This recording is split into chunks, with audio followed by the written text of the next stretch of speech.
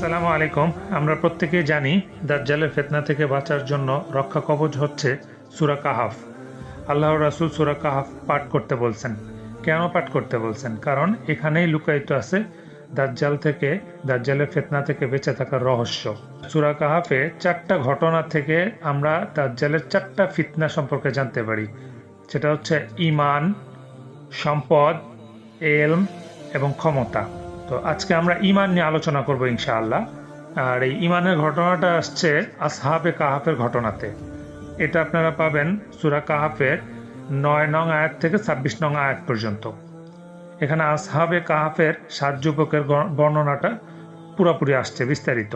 আর আরও বিস্তারিত জানতে হলে আপনাদেরকে তাফসীর পড়তে হবে। বিভিন্ন তাফসীর কিতাবে পুরোপুরি বিস্তারিত ফুল ঘটনাটা আপনারা জানতে পারবেন ইনশাআল্লাহ। আবার কাসাসুল মাওলানা হিফজুর রহিমাল্লাহর কাসাসুল কোরআন থেকেও জানতে পারবেন।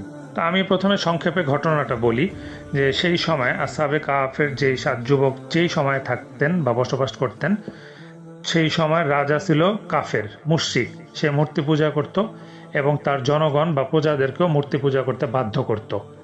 তো এই জিনিসটা এই 7 সম্ভ্রান্ত যুবকের পছন্দ হইতো না। তারা ভাবতো যে আমরা কেন মূর্তি পূজা করব, আমরা এক আল্লাহর ইবাদত করব।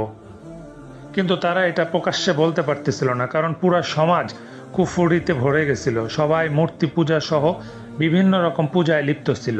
তারা প্রথমে তাদের এই বিষয়টা গোপন রেখেছিল, কিন্তু পরবর্তীতে রাজা যখন জেনে যায় তাদেরকে ধরে নিয়ে যায় এবং হুমকি দেয় যে তোমরা যদি তোমাদের ওই দিন ত্যাগ না করো এবং আমার দিনে না আসো তাহলে তোমাদের শিরচ্ছেদ করা হবে। এবং এই কারণে নিজেদের ঈমান বাঁচানোর জন্য ওই 7 যুবক রাতের অন্ধকারে গুহায় গিয়ে আশ্রয় নেয়। তো বর্তমানেও দেখেন আমাদের অবস্থাও সেম। আমরা আজকে যারা তাওহীদবাদী মুমিন আছি বা যারা আছেন, তারা এখন নিজেদের ঈমানের কথা, নিজেদের ইচ্ছার কথা, নিজেদের চাওয়াগুলি প্রকাশ করতে পারেন না। তাওহীদবাদী অন্তর্দৃষ্টিওয়ালা মুমিনরা চারদিকে শিরক আর কুফর দেখতে পাইতেছে। যার দিকে বা যেই দিকটাতে তাকাইতেছে দেখতেছে শিরক, কুফর। গণতন্ত্রের নামে কুফর, ব্যাংকিংয়ের নামে সুদি কুফর বা সুদি শিরক, বিজ্ঞান ও প্রযুক্তির নামে বস্তু পূজা। পুরা পৃথিবীতে দাজ্জালি সিস্টেমের দ্বারা কুফর, শিরক আর ফিতনা ফাসাদ দিয়ে ভরিয়ে ফেলা হয়েছে। মুমিনরা কেমন যেন কোণঠাসা হয়ে যাইতেছে। মুমিনদের জীবন যেন সংকীর্ণ হয়ে আসতেছে।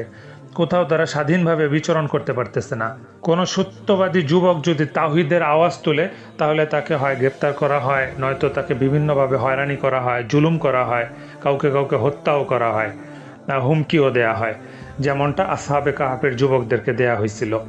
আবার দেখেন যে দাজ্জালও যখন আসবে, আত্মপ্রকাশ করবে, তখন এক যুবক সবচেয়ে বলিষ্ঠ কণ্ঠে প্রতিবাদ করবে এবং সেই যুবককে কয়েকবার হত্যা করার চেষ্টা করা হবে। শেষমেশ আর হত্যা করতে পারবে না। আপনারা জানেন সেই ঘটনাটা। তো এইটাই হচ্ছে দাজ্জালের ঈমানের উপর আঘাত। মানে পুরা সিস্টেমটা দাজ্জাল আসার আগের মুহূর্তে পুরা পৃথিবীতে কুফর আর শিরক দিয়ে ভরিয়ে ফেলা হবে। তাওহীদবাদী মুমিনদের জন্য এখানে টিকে থাকা অনেক কঠিন হবে। তো বেঁচে থাকার জন্য, ঈমান নিয়ে বেঁচে থাকার জন্য ওই যুবকদের মতোই পাহাড়ে গিয়ে আশ্রয় নিতে হবে। সেখানে নিজেদের ঈমান বাঁচাতে হবে এবং সেখান থেকে দাজ্জালের উপরে কিছু করার চিন্তা ভাবনা করতে হবে। আল্লাহ তাআলা আমাদেরকে দাজ্জালি ফিতনা ফাসাদ থেকে বেঁচে থেকে আমাদের ঈমান নিয়ে মৃত্যুবরণ করার তৌফিক দান করুন।